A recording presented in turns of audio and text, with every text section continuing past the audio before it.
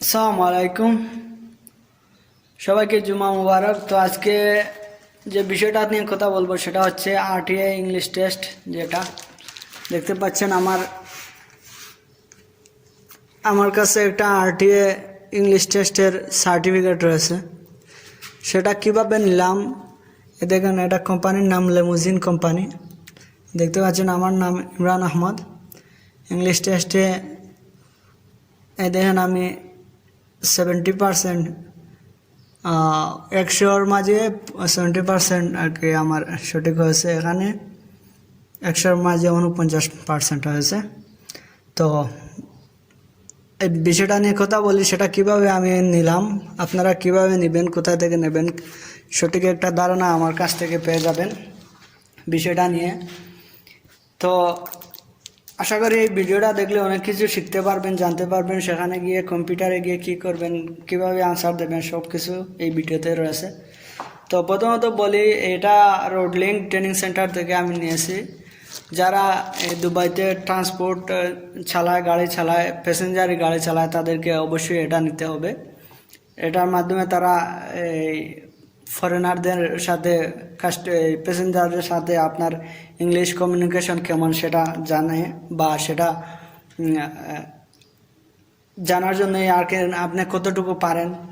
যদি ট্যাক্সি চালাতে চান, লিমুজিন চালাতে চান, অর্থাৎ প্যাসেঞ্জারি যে কোনো গাড়ি চালাতে হলে এটা অবশ্যই যে কোনো কোম্পানিতে এটা ছাড়া আপনাকে অ্যালাউ করবে না। তো সেটা কীভাবে নিলাম, প্রথমত বলি, এখানে রয়েছে 150টা কোয়েকশন, সেখান থেকে 105টা আপনার হতেই হবে। 105টা হলে আপনি পাস। এই দেখতে পাচ্ছেন মার্কগুলো, আমি আপনাদের দেখাই। এই আরটিআই ইংলিশ টেস্ট দেখতে পাচ্ছেন, এখানে 105টা হতে হবে 150টার মধ্যে। এখানে হতে হবে 100টার মধ্যে 49টা হতে হবে, ঠিক আছে? তো প্রথমত আপনারা প্রথমত যেগুলো থাকে, এই 4 কোয়েকশন যেগুলো থাকে, এই 4টা অপশন থাকে। অপশনের মধ্যে আপনি একটা সিলেক্ট করবেন কোয়েকশন পড়ে পড়ে। আর দ্বিতীয়ত হচ্ছে আপনি আওয়াজ শুনে, শুধুমাত্র কোয়েকশনের আওয়াজ শুনে 4 অপশন থাকবে, সেটা দিতে হবে, আপনাকে আনসার দিতে হবে। এবং তৃতীয়ত রয়েছে সেটা হচ্ছে ট্রু অর ফলস। একটা প্রশ্ন থাকবে, সেটা সত্য নাকি মিথ্যা সেটা বলতে হবে। সেটার সময় থাকবে 10 মিনিট। 10 মিনিটে 70টার আনসার দিতে হবে। 70টার আনসার দিতে হবে। এটা আমি একটা টেকনিক বলি, এটা ট্রু অর ফলস সবগুলাই আপনি না পড়েই যদি আনসার দেন তাহলে আপনি অবশ্যই পাস করবেন, কিন্তু যদি আনসার না দিতে পারেন তাহলে আপনি ফেল করবেন। এটা মনে রাখবেন। যদি মনে করেন আমি পড়ে পড়ে বুঝে শুনে আনসার দিই, তাহলে এটা ভুল করবে। আমি বলছি যে আপনারা সবগুলোর আনসার দেবেন, সঠিক হোক আর মিথ্যে হোক দিয়ে দেবেন। তো আর একটা হচ্ছে সাইকোমেট্রিক টেস্ট রয়েছে। সেখানে সাইকোমেট্রিক টেস্টে 100-র মধ্যে আপনাকে 49 হতেই হবে 100-র মধ্যে। তো সেটা আপনারা, তারা চোখের টেস্ট নেয়, হাতের টেস্ট নেয়। আপনার হাত যদি কাঁপে, কম্পিউটারের মাউস ধরবেন, হাত যদি কাঁপে তাহলে সমস্যা। সেটাতে একটা খালি ঘর থাকবে, সেটাতে মাউস দিয়ে এই খালি ঘরের দাগের ভেতর দিয়ে মাউসটা নিয়ে একবারে শেষ পর্যন্ত।